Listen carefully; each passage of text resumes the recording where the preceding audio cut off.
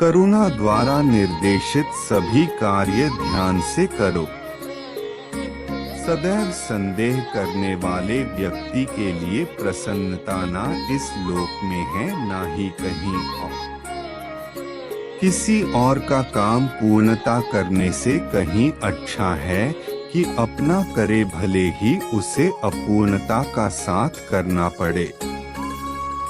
जो ज्ञान और कर्म को एक रूप में देखता है वही सही मायने में देखता है।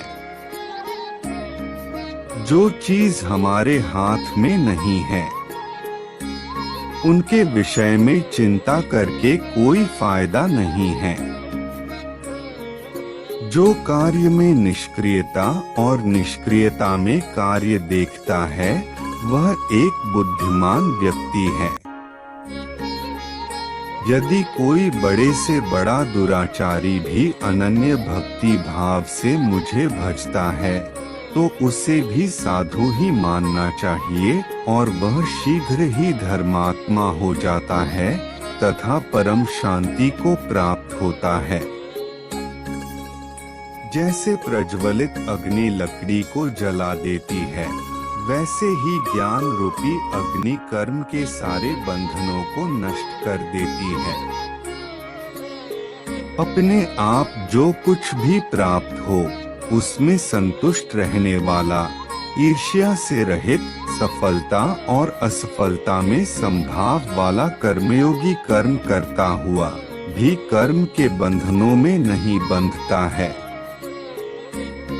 जो आशा रहित है, जिसके मन और इंद्रियां वश में है, जिसने सब प्रकार के स्वामित्व का परित्याग कर दिया है, ऐसा मनुष्य शरीर से कर्म करते हुए भी पाप को प्राप्त नहीं होता। काम, क्रोध और लोभ यह चीजों को नरक की ओर ले जाने वाले 3 द्वार हैं। इंद्रियां शरीर से श्रेष्ठ कही जाती है। इंद्रियों से परे मन है और मन से परे बुद्धि है,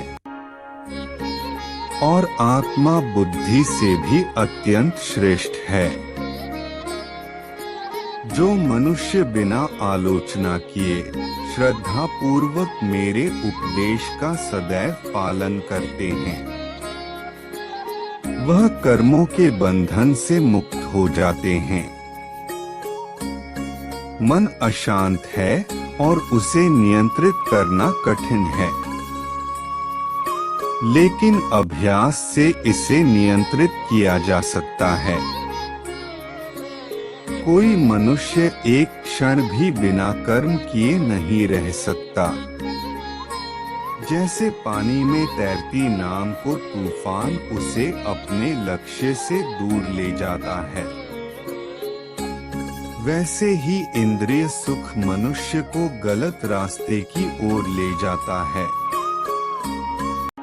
जो कुछ भी तू करता है उसे भगवान को अर्पण करता चल। ऐसा करने से सदा जीवन मुक्ति का आनंद अनुभव होगा। केवल मन ही किसी का मित्र और शत्रु होता है।